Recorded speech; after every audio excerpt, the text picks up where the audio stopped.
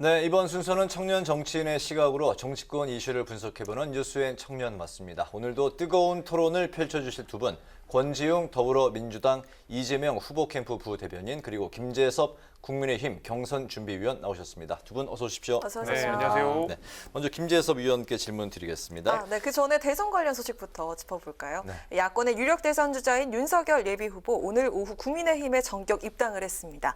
여의도 국민의힘 당사에서 있었던 윤 후보의 입당 기자회견 잠깐 듣고 시작하도록 하죠. 오랫동안 생각을 해왔습니다.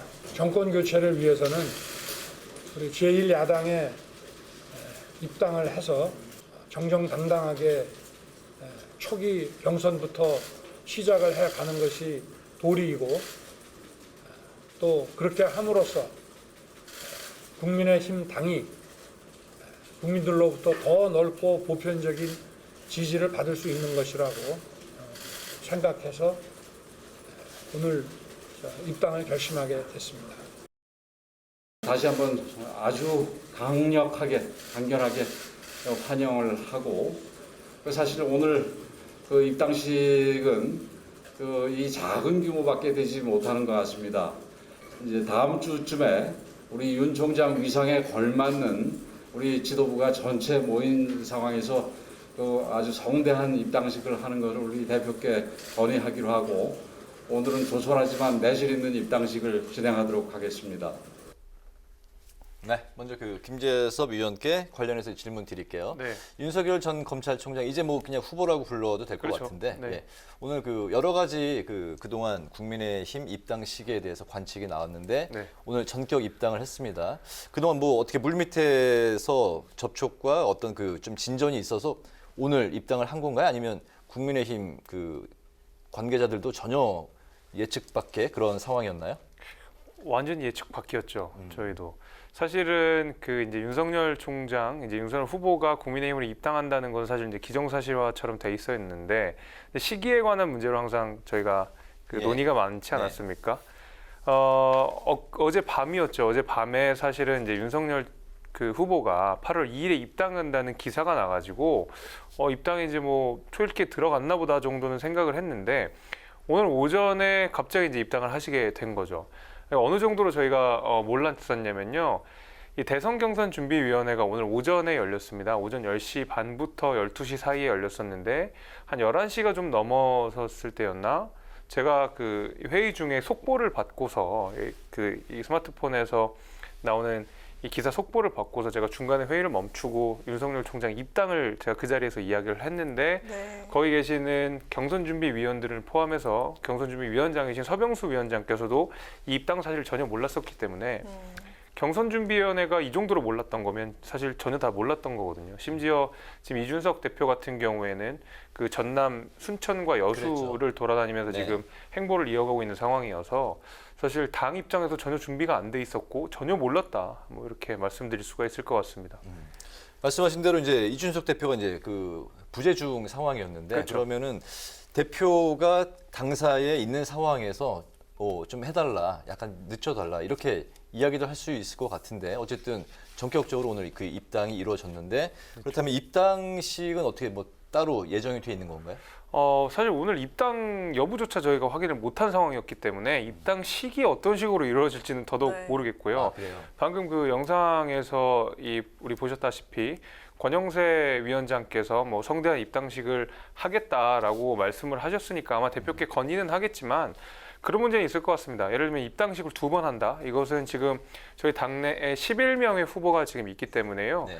그 11명의 후보에게 어떤 형평성의 논란이 있을 수 있다는 생각이 좀 있어서 아마 그러면 입당식이 오늘 이게 바로 그냥 입당식이 된 건가요? 입당식이죠 사실상. 이제 입당식이라고 하는 것이 별도의 절차는 아니고 네. 결국 이제 환호를 하고 지도부가 나서서 이제 인사를 하고 하는 것을 우리가 통상 입당식이라고 하기 때문에 오늘 정도는 이제 입당식이라고 볼 수가 있는데 다만 이제 대표가 참여하지 않았기 때문에 추가적으로 뭔가 한다는 메시지 같은데 과연 이준석 대표와 지도부가 이 입당식을 추후로 한 번 더 할지는 미지수입니다. 왜냐하면 다른 후보들 간의 형평성도 분명히 있기 때문에요. 네.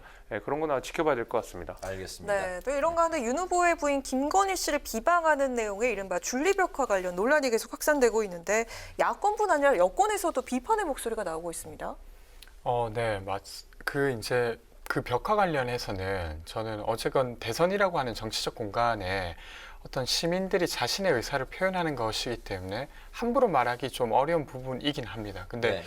개인적으로는 사실은 그 후보의 도덕성 검증이라고 하는 것이 무한하다라고는 하지만 그 무한하다라고 하는 건 공정과 관련된 부분이거나 아니면 공적으로 꼭 확인해야 될 부분. 예를 들면 정치 권력이 사유화됐다라고 여겨지는 어떤 영역에서는 무한정으로 검증해야겠지만 그렇지 않은 영역은 저는 좀 지나치다라고 생각하거든요. 그래서 제가 보기에도 이렇게 하는 것은 정치를 되려 위축시키는 게 아닌가 이런 생각이 좀 들었습니다. 네네. 네, 어떻게 보셨습니까? 네, 뭐 이거 명백하게 옳지 않은 공격이라고 생각합니다. 아무리 이제 지지자 선에서 이 네거티브 굉장히 질 낮은 수준의 그 공격이 있었던 건데 아무리 지지자라고 하더라도 대선이라고 하는 것은 결국 국가의 지도자를 뽑는 과정인데 대선 과정 자체가 희화화되고 또 어떤 국민들의 눈살을 찌푸리게 하는 이런 그 행동들은 대선 경선 자체를 희화시켜서 정치 혐오로까지 이어지게 할 수 있지 않을까라는 우려가 좀 돼서요. 지지하는 마음, 그다음에 상대방 후보를 비판하는 마음은 제가 충분히 이해를 하겠으나 이런 식의 좀 질 낮은 수준의 공격들은 안 했으면 좋겠다는 게 제 생각입니다. 네네. 그 민주당 그 이재명 후보도 이런 스캔들에서 자유롭지 않은 상황인데 여야 지지율 후보가 현재 모두 그 스캔들 리스크로 곤욕을 치르고 있는 상황입니다. 대선 주자 검증 영역에 가족과 그리고 후보자 본인의 사생활도 들어가는 거에 대해서 두 분 그 청년 정치인은 어떻게 생각하시는지 먼저 김재섭 의원부터 들어볼까요? 사실 이게 사적인 것과 공적인 것의 구분이 쉽지는 않습니다. 대부분 공직자의 생활을 걸어오신 분들이잖아요. 네. 이재명 후보도 그렇고 이낙연 후보도 그렇고 윤석열 후보도 마찬가지로 검찰로서 오랜 동안 공직 생활을 오래 했던 분이기 때문에 과연 이게 그 공사의 구분을 뭐 무자르듯이 할 수 있느냐 여기에 대해서는 좀 어려울 것 같긴 해요. 그럼에도 불구하고 온전히 사적의 영역, 특히 이것이 혼인 전에 이루어졌거나 아니면 아주 은밀한 개인의 영역이라고 하는 것들이 이런 식으로 검증이라는 이름으로 이렇게 무한정 네거티브로 이루어지는 것은 사실 옳지 않다고 생각이 되고 오히려 저는 당시 이제 강경화 장관 남편이 이제 요트를 사서 뭐 미국에 갔다 이런 논란들이 있을 때도 사실 거기에 대해서 저는 그 남편분을 지지를 한 면이 있습니다. 왜냐하면 아무리 공직 후보자의 남편이라고 하더라도 개인의 사생활이 있는 것이고 또 그것을 우리가 또 뭐라고 할 수 있느냐 개인의 온전한 사생활의 영역을 그런 면에서 이 사생활이 어느 정도까지는 검증이 돼야 되겠지만은 그것이 이제 공직과 연계가 있다 그러면 온전히 개인의 영역인 것은 우리가 이렇게 검증이라는 이름으로 다 파헤치는 것은 별로 바람직한 거 아니라고 생각합니다. 가족과 이제 사생활은 좀 보호해줄 필요가 있다. 예, 그렇습니다. 네, 어떻게 생각하십니까? 저도 좀 입장이 비슷한 것 같은데요. 그러니까 예를 들면 저는 이런 게 기준이 돼야 되지 않을까 싶은데 그러니까 인품이나 도덕성을 보는 것은 그 자체를 보고자 함이 아니라 정치 권력을 쥔 자가 그것으로 자기의 이익을 취하거나 혹은 아니면 가족을 통해서 또 이익을 취하지 않을까 하는 의문을 해소하기 위해서 그 과거를 보는 거라고 생각하거든요. 네. 그러면 이런 것과 연관된 것은 그것이 가족이라 할지라도 검증할 수 있다고 생각합니다. 예를 들면 이번에 이제 윤석열 후보 같은 경우는 장모께서 수사 무마 의혹이 있는 것이죠. 이런 것들은 저는 철저히 그것이 가족일지라도 봐야 된다고 생각하고 아까 김재섭 위원께서 말씀해 주신 대로 설사 어떤 비싼 요트를 가족이 샀다 손치더라도 그것을 요트를 구입하는 과정이나 그리고 그 돈이 개인이 노력해서 만든 것이었다고 하면 그것은 그렇게 검증하거나 아니면 확인해야 될 영역이 아니라고 생각합니다. 다시 돌아오면 어쨌건 이 국가 권력을 좌지우지하는 정치인이 된다고 하는 건 그것을 어떻게 사유화할 것인가 아닌가를 기준으로 어떤 개인의 과거 이력을 봐야 되는 거지 그것을 넘어서서 하는 것은 저도 무리스럽다고 생각합니다. 사생활 부분에 있어서 법 위반이 아닌 부분에 있어서는 보호를 해줘야 된다. 네. 네, 두 분이 뭐 의견이 같은 것 같습니다. 네. 또 민주당 내에서는 원팀 협약식까지 가졌는데요. 근데 이재명, 이낙연 후보 간의 감정의 골이 상당히 깊어 보입니다. 양측은 네거티브가 아니라 검증이다 이런 입장인데요. 이거 네거티브가 아니라 검증이 맞다고 보십니까?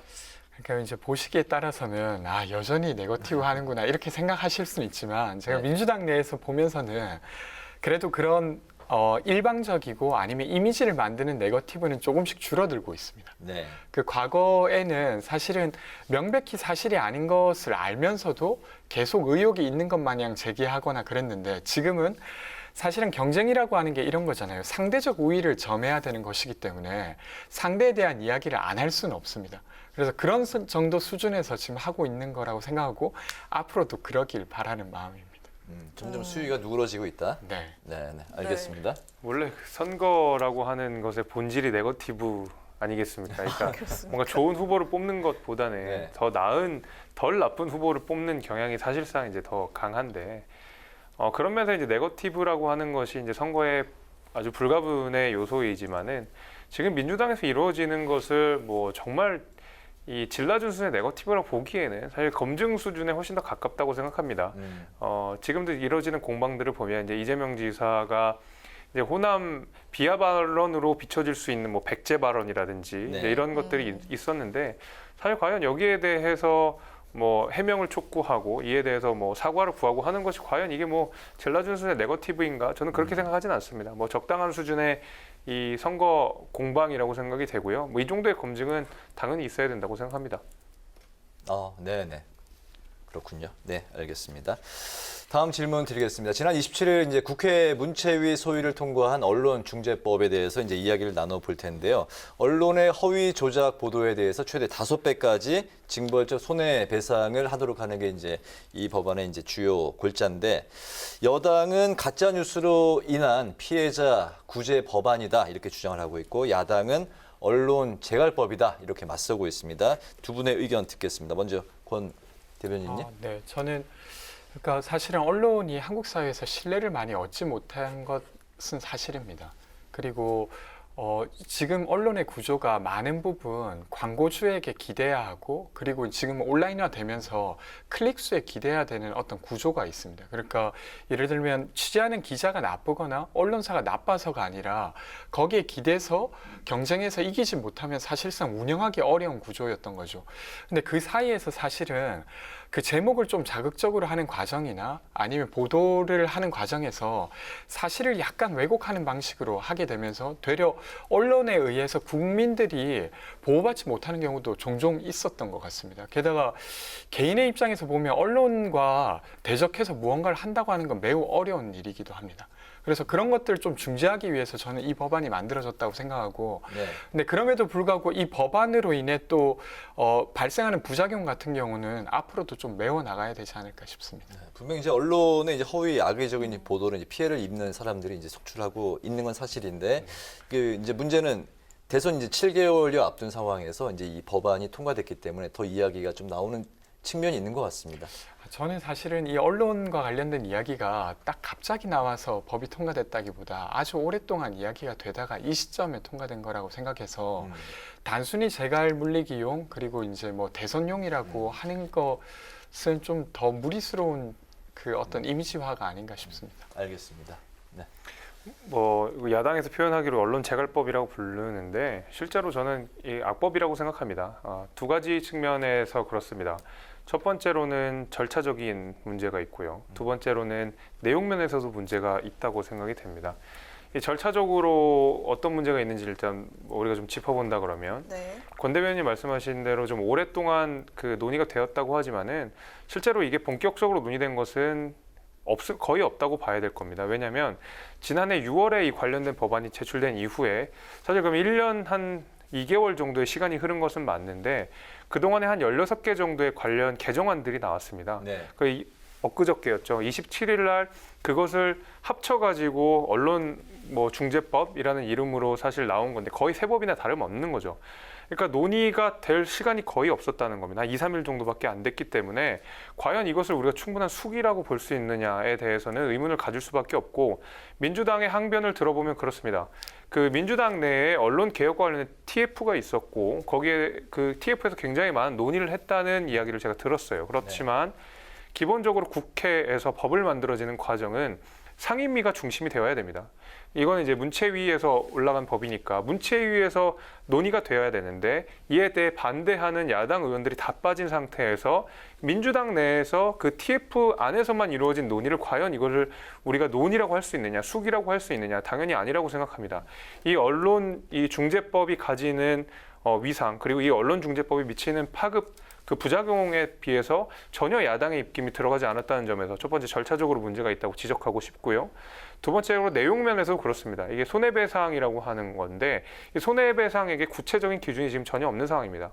뭐 5배, 손해액의 5배라고 하는데 손해액을 산정하는 내용 자체가 굉장히 어렵거든요. 네. 그리고 우리 아까 말씀하셨다시피 이게 뭐 구제를 해주고 뭐 이런 거는 상당히 이제 긍정적인 측면이 있습니다만은 허위와 조작을 어떤 식으로 우리가 구분할 수 있는가? 아까 전에 우리가 네거티브와 뭐 검증 이야기를 했지만 네. 우리가 네거티브와 검증조차 무자르듯 자를 수가 없는 것이 사실 현실입니다. 네, 네. 과연 이것을 우리가 왜곡했다, 조작했다, 뭐 이런 식으로 해서 처벌할 수 있을 만큼 이게 기준이 뚜렷하게 마련이 되어 있느냐? 전혀 그렇지 않다고 생각합니다. 그래서 저는 이것이 긍정적인 효과보다는 훨씬 더 부정적인 효과가 많을 것이라고 예상이 되어서요. 이런 절차적인 면, 내용적인 면에서 다 안 좋은 법이라고 저는 생각합니다. 네. 네, 이런 문제에 대해서 말씀을 해주셨는데요. 민주당 측에서는 여론전에 나서고 있습니다. 국민의 80%가 언론개혁이 필요하고 징벌적 손해배상제 찬성한다는 여론조사가 있다라는 주장인데요. 이 국민적 공감대로만 본다면 법안 필요성에 힘이 실릴 것 같은데 이건 어떻게 보십니까? 뭐 여론조사의 내용도 중요하겠지만요. 결국 국회의 역할이라고 하는 것은 때때로는 국민들께 법을 설명하고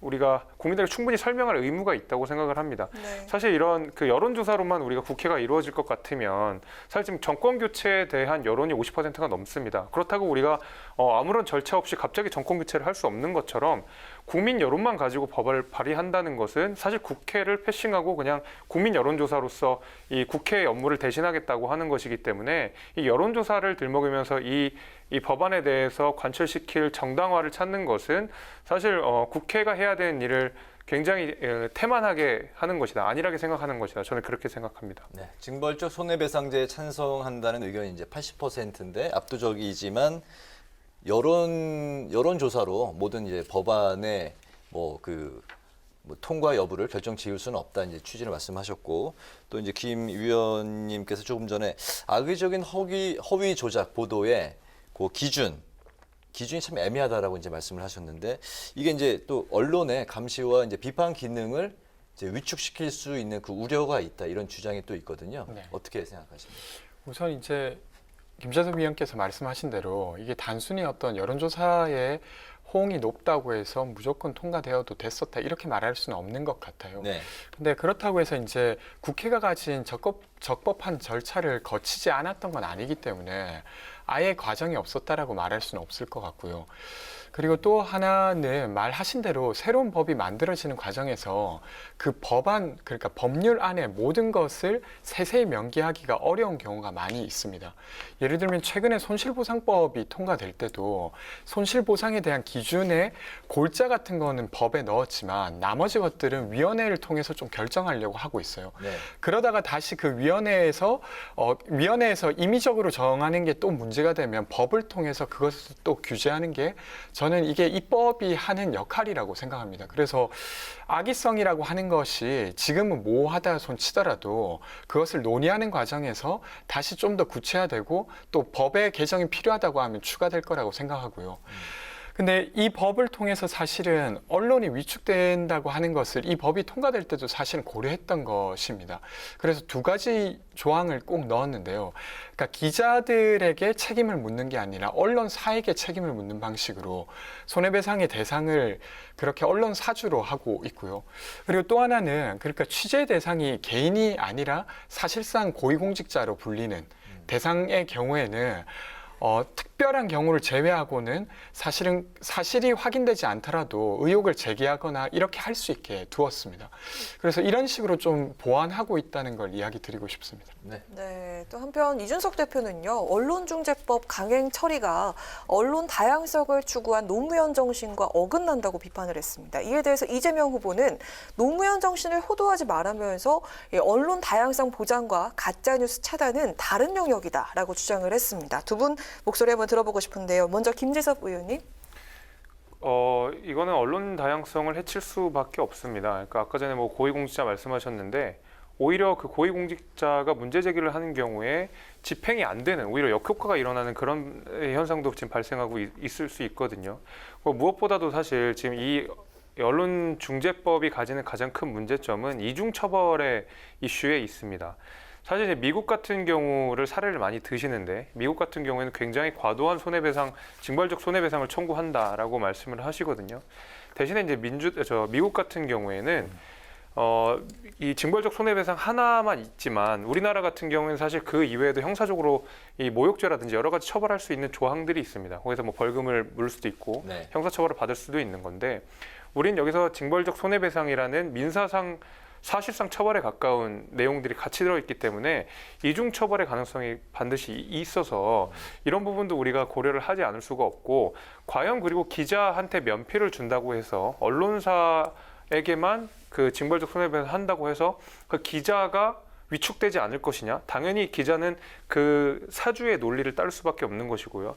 그 회사의 분위기, 그 어떤 언론사의 분위기나 언론사의 규율 같은 걸 따를 수밖에 없는데 기자가 쓴 기사에 대해서 그 언론사가 손해배상 책임을 진다고 했을 때 과연 그 기자가 거기에 자유로울 수 있느냐? 저는 결코 아니라고 생각합니다. 이중 처벌의 위험과 기자는 위축되고 결코 자유로울 수 없다. 네. 네, 사실은 새로운 제도가 도입되는 것이니까 그전과 다른 일들이 벌어지겠죠. 그래서 안 좋은 점도 저는 생길 수 있다고 생각합니다. 근데 언론의 영역이라고 하는 게 무한정 자유로워야 하는 것만이 있는 게 아니라 사실은 국민들을 보호하게 하는 것, 그리고 국가 입장에서는 언론의 자유를 보장하는 것뿐만 아니라 언론으로부터 국민을 보호하는 의무까지 있기 때문에 적절한 중재안으로 지금 노력해가고 있다고 생각하고요. 그리고 부족한 점이 있다고 하면 앞으로도 보완해 나가면 된다고 생각합니다. 네. 뭐 여기서 마무리를 할까요? 더 하고 싶으신 이게 말씀 그러니까 있으세요? 네. 이 언론중재법이 가지는 위상에 비해서 그 아까 전에 이제 논의를 해 나가신다고 했는데 이제 계속 강행 처리를 하겠다는 의지를 오늘도 계속 표명을 하셨던 것 같아요. 민주당에서. 과연 우리 그 논의라고 할 만큼 야당의 목소리를 잘 들었느냐? 저는 그거는 아니라고 생각하고 민주당 입장에서는 계속 강행하겠다, 뭐 표결하겠다 이런 식으로 이야기가 됐기 때문에 이 언론이라고 하는 것은 우리가 헌법상 지켜야 되는 굉장히 중요한 자유의 가치 중에 하나이기 때문에 조금 더 우리가 더 많은 논의들이 있었으면 좋겠다라는 바람을 갖고 있습니다. 네. 없으시면 마지막으로 짧게 부탁드립니다. 네, 그런 부분에 있어서 부족한 점은 여당이 감내해야 되는 부분인 것 같습니다. 네, 여당이 감내할 부분이다. 알겠습니다. 오늘 그 청년 마수에서는 윤석열 후보의 국민의힘 입당 그리고 여야 경선 주자들의 움직임 그리고 쟁점으로 떠오른 언론중재법을 중심으로 살펴봤습니다. 지금까지 권지웅 전 더불어민주당 청년 대변인, 김재섭 국민의힘 경선준비위원과 함께했습니다. 지금 처음 소개는 이재명 후보 캠프 부대변인으로 소개를 했으니까 다시 한번 그렇게 또 소개를 해드리겠습니다. 고맙습니다. 오늘 두 분 말씀 잘 들었습니다. 네, 고맙습니다. 고맙습니다.